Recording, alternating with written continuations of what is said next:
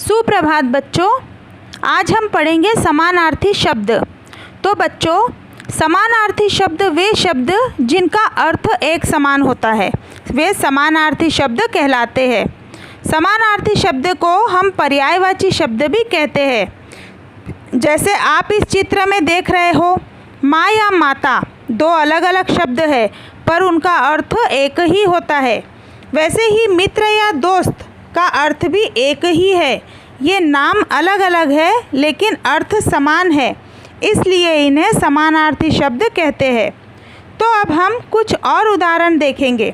जैसे सूरज का समान अर्थ है सूर्य, फूल का समान अर्थ है पुष्प, बादल का समान अर्थ है मेघ, पक्षी का समान अर्थ है पंछी, पहाड़ का समान अर्थ है पर्वत, वृक्ष का समान अर्थ है पेड़, चांद का समान अर्थ है चंद्रमा, आँख का समान अर्थ है नेत्र, राजा का समान अर्थ है नरेश, पानी का समान अर्थ है जल, घर का समान अर्थ है ग्रह और कमल का समान अर्थ है पंकज।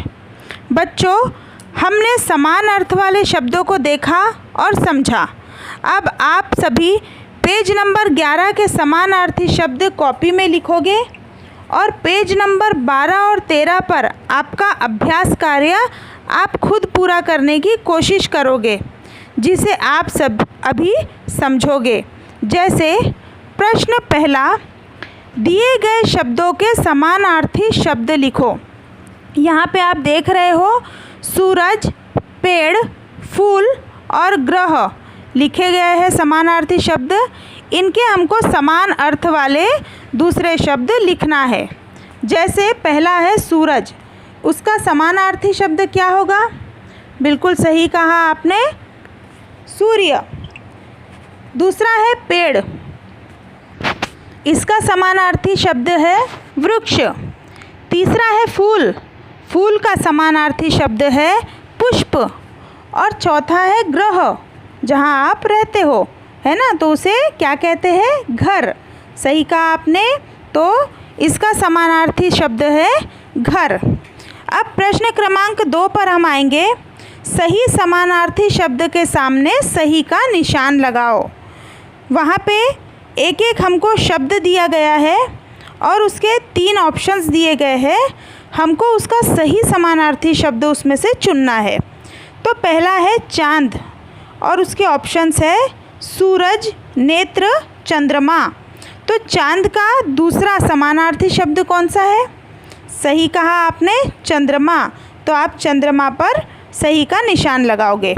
दूसरा है पहाड़ और उसके ऑप्शन है पुष्प, पर्वत, पंछी। तो पहाड़ का समानार्थी शब्द क्या हुआ बेटा? सही कहा आपने, पर्वत। तो आप पर्वत पर सही का निशान लगाओगे। तीसरा है कमल और उसके ऑप्शंस है पेड़, ग्रह, पंकज। तो कमल का समानार्थी शब्द क्या होगा? अभी हमने वीडियो में देखा, बिल्कुल सही, पंकज। तो आप पंकज पे सही का निशान लगाओगे। फिर है बादल, उसके ऑप्शंस है मेघ, जल, नरेश। तो बादल का समानार्थी शब्द क्या होगा? बिल्कुल सही, मेघ। तो आप मेघ पर सही का निशान लगाओगे। इसके बाद हम पेज नंबर 13 पर आएंगे।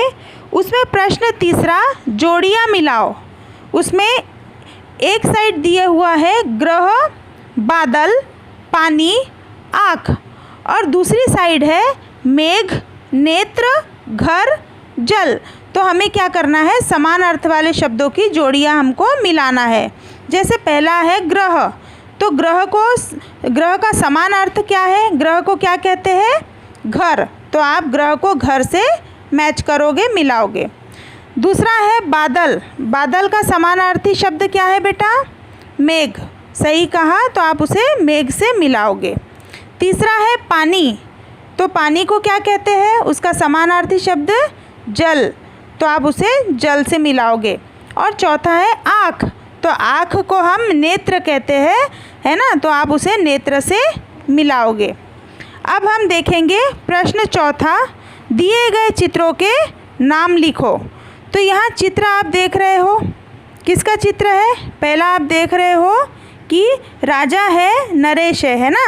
तो आप वहाँ पे उनके जो समानार्थी शब्द के अनुसार हमने देखा यहाँ पे, तो ये क्या है? इन्हें हम राजा कहते हैं या नरेश भी कहते हैं। तो आप इनके नाम यहाँ लिखोगे। दूसरा पिक्चर है यहाँ पे पर्वत का। किसका? पर्वत। आपको पहाड़ दिखाई दे रहे हैं ना, तो इसे पहाड़ भी कहते हैं और पर्वत भी कहते हैं। तो आप यहाँ पे लिख सकते हो। तीसरा चित्र हमें क्या दिख रहा है?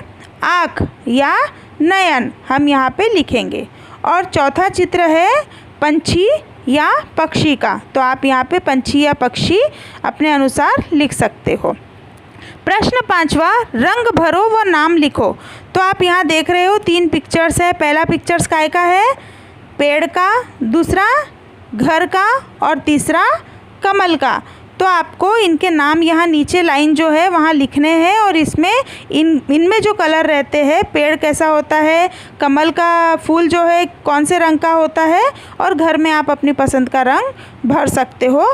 तो यहाँ पे हमारा पार्ट 3 जो है, जो हमारा शीर्षक है समानार्थी शब्द, उसका अभ्यास कार्य पूर्ण होता है। आप इसे अगला वीडियो आने तक पूर्ण करके रखोगे। अगले वीडियो में हम पार्ट 4 मौसम को पढ़ेंगे तथा उसे समझेंगे। धन्यवाद।